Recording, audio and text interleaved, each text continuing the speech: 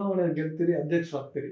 ಆದ್ರೆ ಕೋಲಾರ ಅಂದ್ಕೊಂಡಷ್ಟು ಈಸಿಯಾಗಿರ್ಲಿಲ್ಲ. ಬಿಕಾಸ್ ಯಾಕೆ ಅಂತಂದ್ರೆ ಕೋಲಾರ ಒಂದು ಭಾಗದ ತೆಲುಗು ಪ್ರಾಬಲ್ಯ, ಇನ್ನೊಂದು ಕಡೆ ತಮಿಳು ಪ್ರಾಬಲ್ಯ. ಈ ಎರಡರ ಒಂದು ಭಾಷೆಯ ಪ್ರಾಬಲ್ಯದಿಂದ ಕನ್ನಡದ ಒಂದು ಪ್ರಾಬಲ್ಯ ಕಡಿಮೆ ಇರ್ತಾ ಇತ್ತು. ಸೊ ಇದ್ರ ಮಧ್ಯದಲ್ಲಿ ಅಲ್ಲಿ ಕನ್ನಡದ ಕೆಲಸನ ಮಾಡುವಂಥದ್ದು ಅಥವಾ ಕನ್ನಡದ ಅಭಿಮಾನವನ್ನು ಹುಟ್ಟಿಸೋದು, ಸಾಹಿತ್ಯ ಕ್ಷೇತ್ರ ಇರ್ಬೋದು, ನಾಟಕ ರಂಗನ ಬೆಳೆಸುವಂಥದ್ದು ಎಷ್ಟು ಚಾಲೆಂಜಿಂಗ್ ಆಗಿತ್ತು ನಿಮ್ಗೆ ಅಂತ?